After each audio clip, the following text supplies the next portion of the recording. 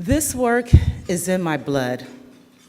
It was my older brother, Ron, who taught me not to settle for the way things are, to try to see things differently. We come from a big family, 7 kids, a single mom. Ron was 16 years older than me, so he was pretty much like my dad. After a car accident on a cold Chicago night, Ron was left a quadriplegic. He became a leader in the disabilities rights movement. He fought for things like wheelchair lifts, wider showers in hotels, and curb cutouts. There is a mural of him in Berkeley today. When I was a teenager, Ron brought me along on sit-ins and demonstrations. One summer, when he realized I didn't know much about Cesar Chavez, he signed me up to pick strawberries in the Central Valley. He said, "Laronette," because that's what he called me, "you have to learn about these things. You need to know about other people's struggles." But by the time I was 26, I was having my own struggles. I went through a divorce and landed in a shelter with my 2 younger sons. They were just 6 months and a year and a half at the time. Having kids in that environment was hard. Every day, we had to be up and out by 6 a.m., and we weren't allowed back in until after 7 p.m. The boys took their naps in San Pablo Park. One night at the shelter, my son Adonis was crying. A lady worked there, came over to me and said, "Can you shut your baby up?" "Maybe if I could give him something warm, it would help," I said. "Can I heat a bottle for him?" "No," she said, "you can't be in the kitchen after hours." I was devastated. I already felt like I was this small, being homeless with my kids. I was young, trying to figure things out. The rules didn't make sense. A baby doesn't know it's after 10. A baby cannot tell time. Then I started noticing other problems with the system. How many hours of paperwork were required to comply with each agency? How employment programs fail to account for things like childcare or transportation. I moved into transitional housing and became a tenant organizer. At a conference in Sacramento, I heard people around the table talking about how homeless people don't care, how they're bums, and how they all use drugs. I stood up. "I'm homeless and I'm not on drugs," I said. "No one wakes up in the morning wanting to live on the streets." I stormed out of the meeting, but a supervisor from Shelter Inc. followed me. "Have you ever thought about facilitating a women's group?" he asked. "We really could use someone with your passion and experience." Facilitating that group turned into a job, and that job turned into stability. I'm a homeowner today. My sons Christopher, Casey, and Adonis are thriving. I've been at Shelter Inc. for over a decade now. I oversee 5 programs and manage a team of 8. I've stayed at Shelter Inc. because as an agency, we treat families with the compassion, integrity, and accountability they deserve. We do rental assistance and financial planning to prevent homelessness. We help families get over the small bumps in the road without losing everything.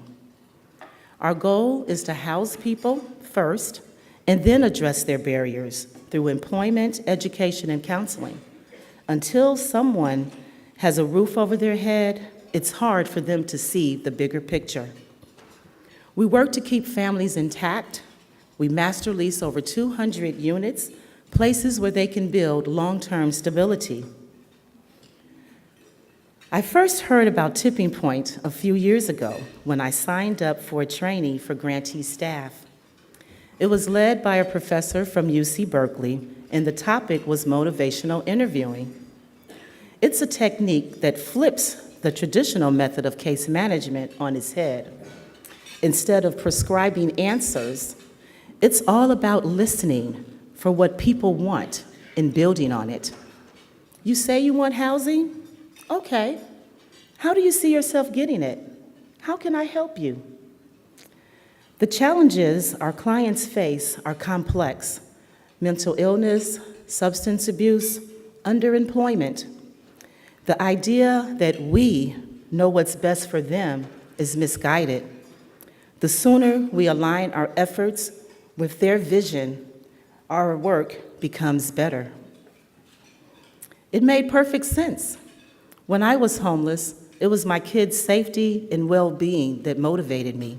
It drove me to take on 3 jobs at once and to pursue every opportunity that came my way. The training gave me the tools to deliver on what Ron had instilled in me years before. I wasn't just seeing our families in their struggle. I was able to tap into their deepest sources of power and courage. With Shelter Inc.'s support, 317 families moved from homelessness to permanent housing last year alone.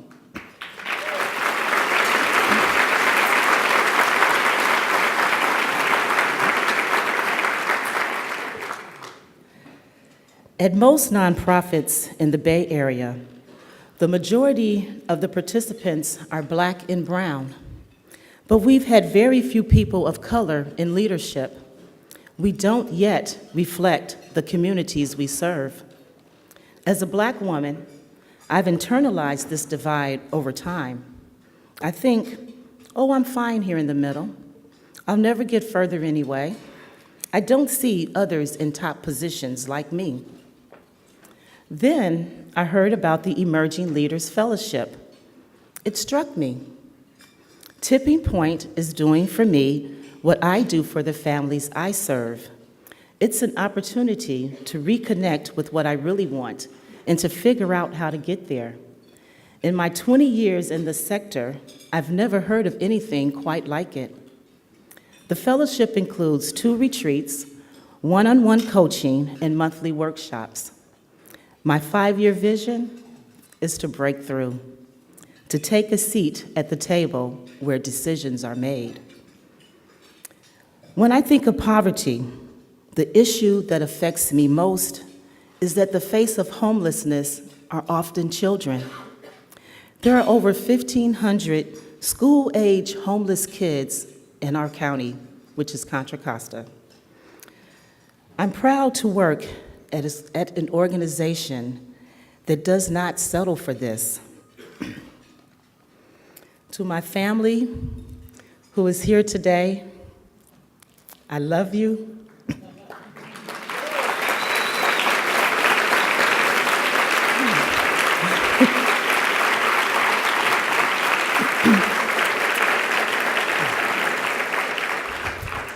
And I just want to thank you for always being behind me and pushing me to move forward and believing in me.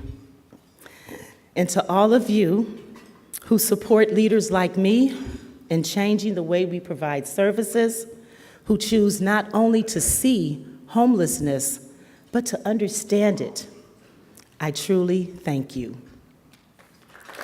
And thank you.